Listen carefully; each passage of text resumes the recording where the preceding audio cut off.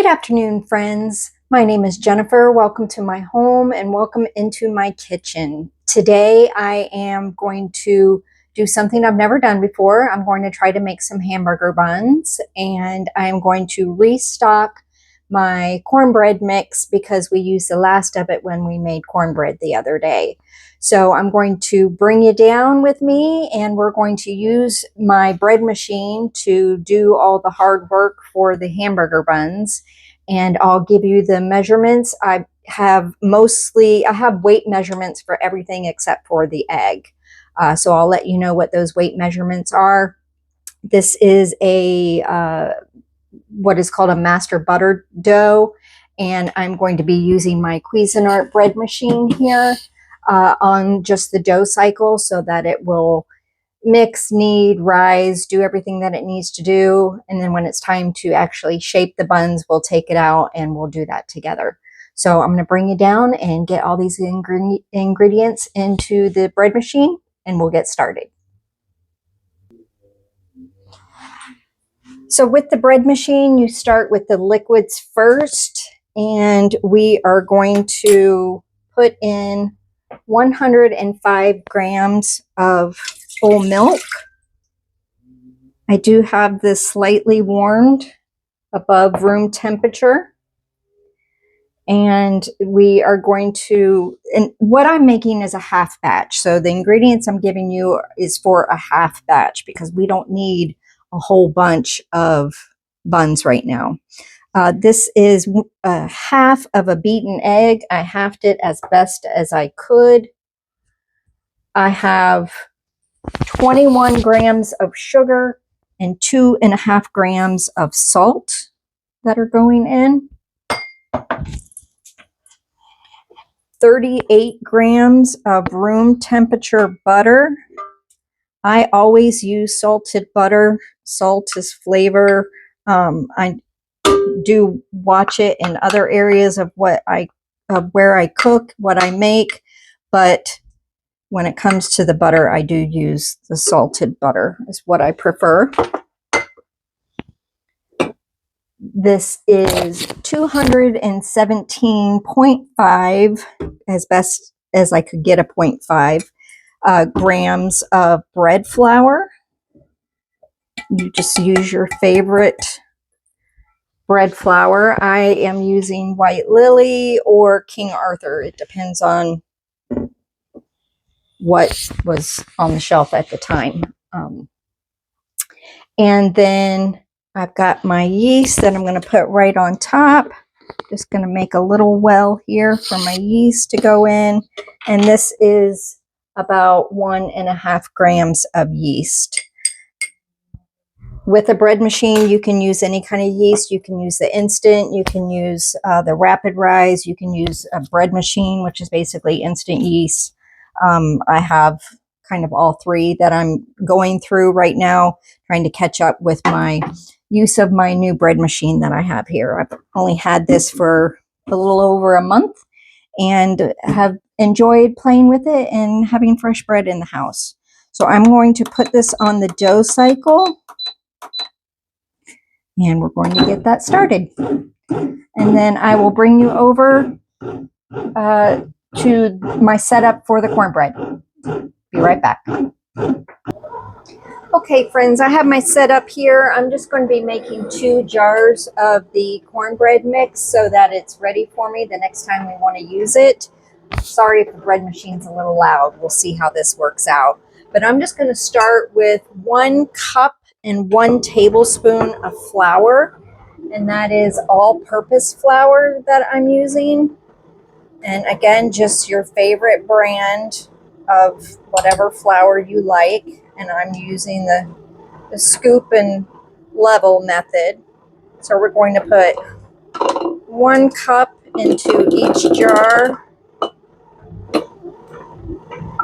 We don't eat cornbread all that often, but it's kind of nice to have it ready to use whenever I do want to make some cornbread. So whenever I can have a mix already made, that is what I prefer to do. So We also need 1 tablespoon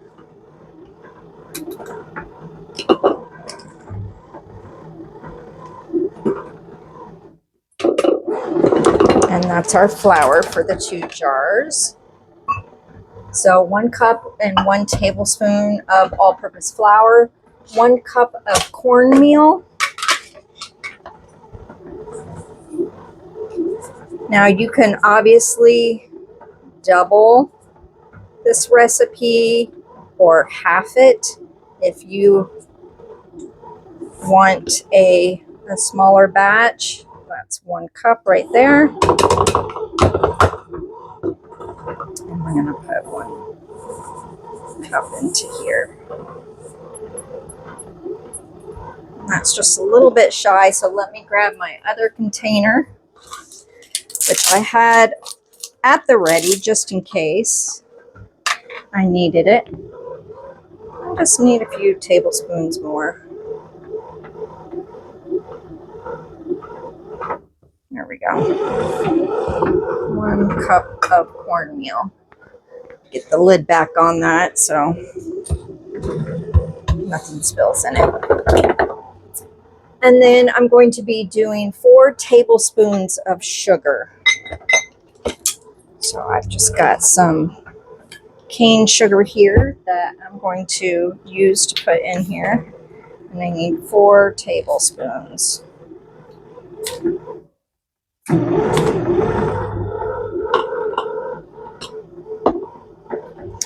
Do you have any homemade mixes that you like to keep at the ready? If so, the more recipes that I can have, the better. So please do not hesitate to share your ideas. I would love to hear them. After the 4 tablespoons of sugar, we need 2 tablespoons of baking powder.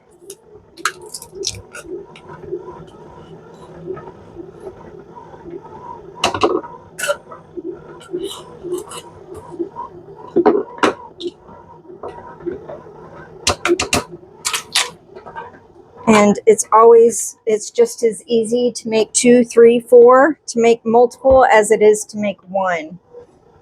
So I always try to make more if I need to.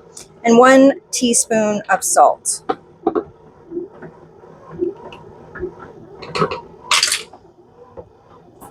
Now generally what I do is I save my lids that are already marked. It says cornbread mix on there. And most of my mixes like this, I have what I need to complete the mix. For example, in order to make the cornbread with this,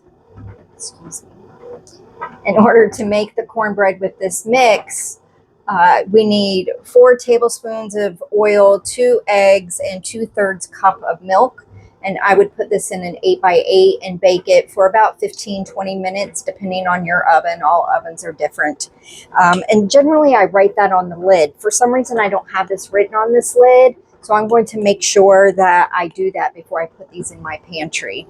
But just as simple as that, my bread is mixing right now. It looks beautiful. I'll show it to you in a minute.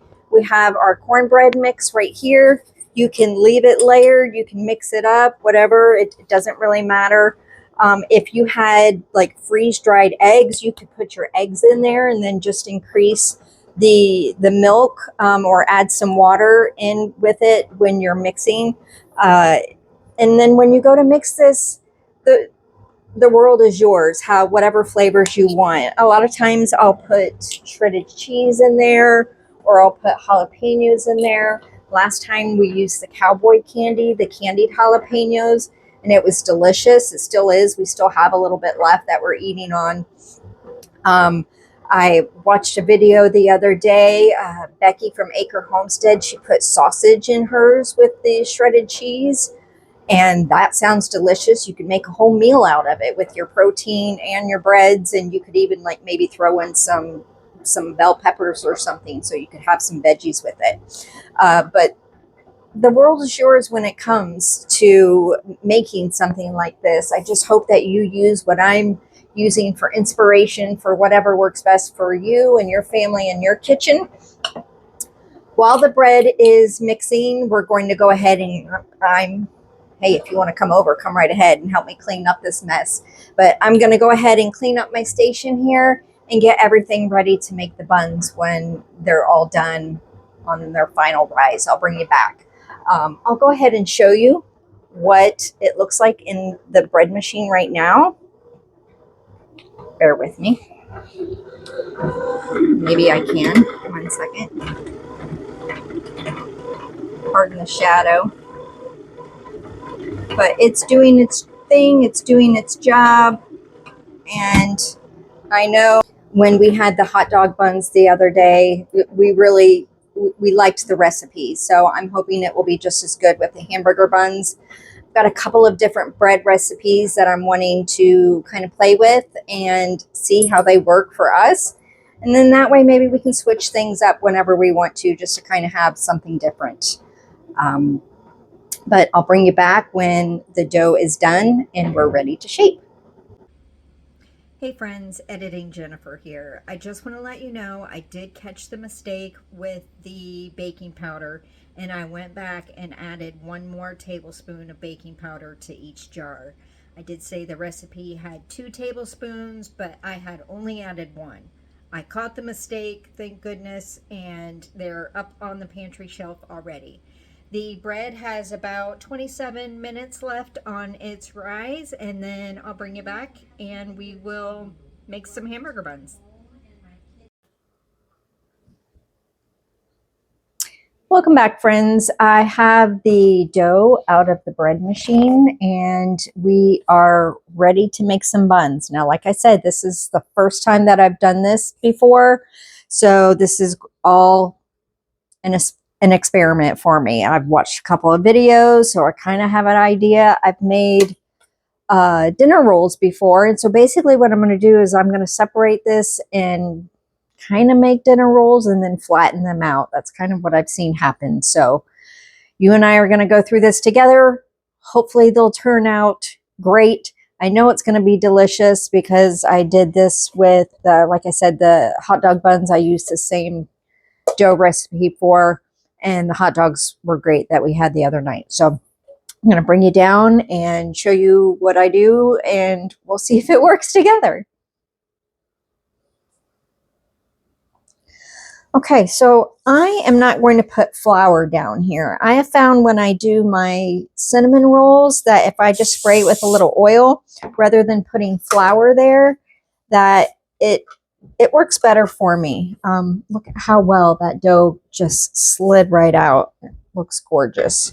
So I'm going to try this with just the spray oil there, and hopefully that will work rather than the putting flour down. So the the dough is just a little bit tacky. You can kind of sort of see it's pulling a little bit, but it's not sticking to my hands. I am going to just separate this. I'm not sure how many I'm going to get out of this. So let's try this size and see. And basically I'm going to shape it into a ball. Just kind of keep folding it in on itself into making a ball, and then give it a roll like you would do a dinner roll. Kind of roll it around on the counter. And when I do this with flour, it slides too much, and there's not a whole lot of oil here, but with the flour it just slides too much. So I just kind of made that roll shape, and then I'm flattening it out, but I don't think that's going to be big enough. So I'm going to take one of these and we'll do it again, because it obviously needs to be big enough to hold a hamburger. But I'm trying to find what would be that perfect size so that I don't have too much dough, excuse me, too much roll hamburger bun compared to hamburger meat. So I'm going to try a couple different sizes. So I've got just a quarter sheet cookie sheet, and I've got my Silpat on here. So we'll give those. So basically that was a fourth of the dough, and I'm looking at that and I'm not sure if that's big enough, but I can always, if the hamburger buns aren't as big as what I want them to be for the size of hamburger that I would normally do, I can always just make the hamburgers to fit the buns, right? So basically I'm cupping my hand in a C shape, and my thumb and pinky are underneath the dough ball as I'm turning it, and that kind of tucks it underneath the dough and gives a nice smooth surface on top. And so basically you have a ball of dough. So, and I'm going to flatten that out too. And I can already see this one's bouncing back a little bit when I flattened it out, because if I compare it to that, you can kind of see the difference a little bit. And when it rises, it's going to rise up as well as out. So I'm wondering, I don't really want to make less than 4. So we're going to stick with this size. So that was a half batch of dough that I did, and it looks like I'm going to get 4 buns out of that. So that'll give me an idea, and probably it would be better if this whole dough ball was split into 3 rather than 4. For the size that I'm wanting. But 3 hamburger buns, I don't want 3, I want 4. So that way we can each have 1 for dinner and then have 1 for lunch the next day.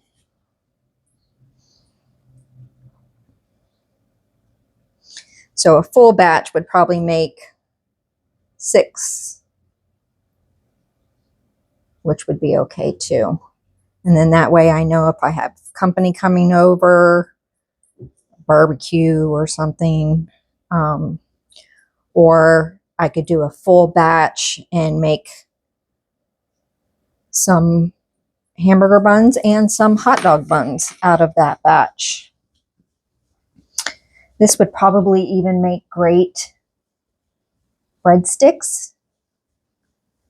Could throw some Parmesan cheese into the dough as it's kneading, and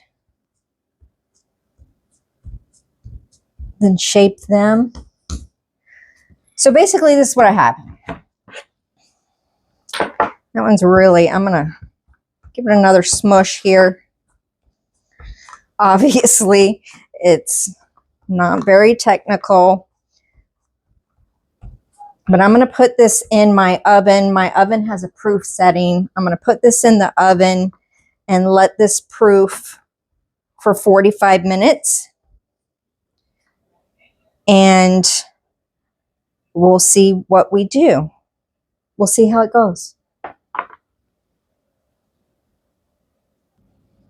Real quick before I put these in the oven, or excuse me, in the oven to proof, I am going to put an egg wash on the top here.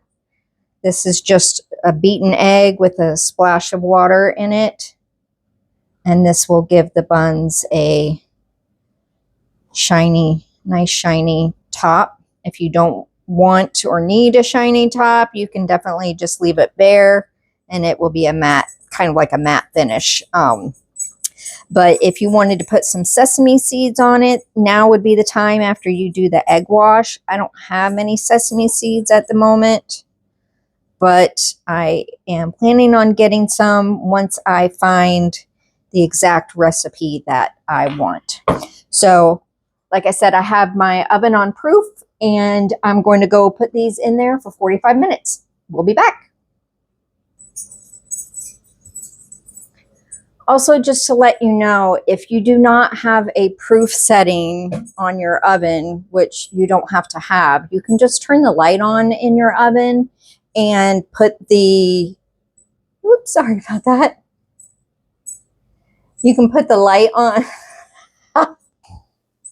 Also, just to let you know, if you do not have a proof setting on your oven, you can just turn the light on in your oven and put the buns in there and let them proof that way. That keeps it at a great temperature for rising your dough. So no proof setting necessary. Also, if you have a dehydrator, you can set that at like 110 degrees and proof your dough in your dehydrator if you have one.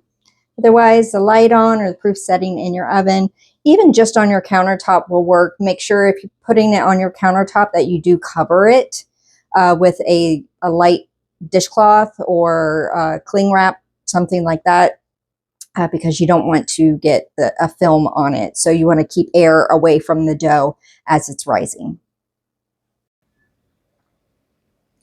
So I just took the hamburger buns out of the oven and I've got the I have the oven preheating now. I just wanted to show you what they look like. It's not what we look like. I don't look like a hamburger bun, but so they poofed up a little bit as far as in width. I think that might be a good size. If you come down here, you can see how they've risen. So as soon as the oven preheats, we'll get those put in there. I have the oven getting ready to preheat at 375, and I will be cooking these for 20 minutes approximately. So I will bring you back when they're all done. Welcome back, friends. I have the hamburger buns that I just took out of the oven. They are screaming hot right now, and we are going to let them cool, but I'm going to bring you down here and show you what we've got. So I think they look a little bit darker on camera than what they really are, but I did temp them and they were over 190 degrees. Between 190 and 200 is about where they should be for bread. And they might be a little bit smaller than I want. Well, at least that one is. The other ones, like I said, we can always form the hamburger patties to match the buns for sure. So it's not a real big issue, but they smell good and they're not half bad to look at right now. We are going to let them cool down before I cut one open. I'll cut one open for you so you can see what the inside looks like. And we're going to make hamburgers tomorrow night for dinner. So I have done my future self a favor by getting these done tonight, so I don't have to try to squeeze this in on work breaks or something tomorrow while I work. And I think they look delicious. So once they cool down and it's safe to cut one open, I will bring you back and we'll cut it open together so we can see the inside. Thanks, friends. The hamburger buns have cooled down and they are now room temperature and they look gorgeous, tasty. They're nice and soft. So I'm going to cut this one open and I'm going to bring it down here so we can do that and give it a look and see what it looks like on the inside.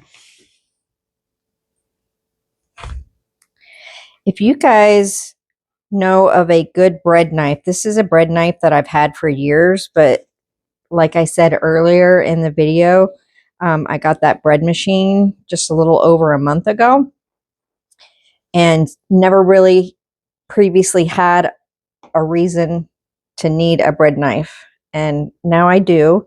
And this is working well enough. But if you know of a good bread knife, it's not something I want to spend too much money on, but would like a good one.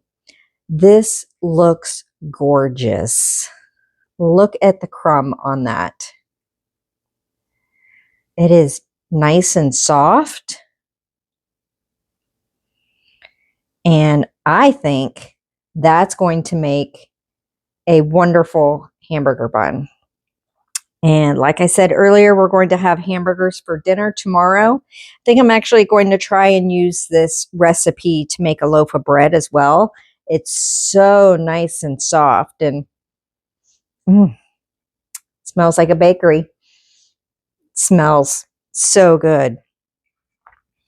Let me bring it back up here.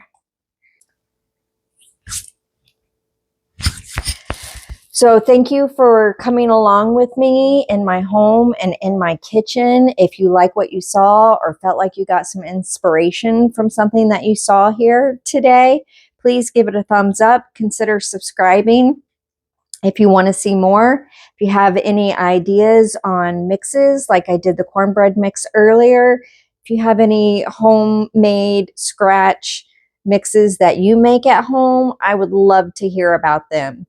And maybe we'll do another one at another time. I do have a few more that I have that I would love to share with you, along with other things that are going on in my kitchen. So I hope you have a great week. I hope you had a great day, and I can't wait to see you next time. Take care.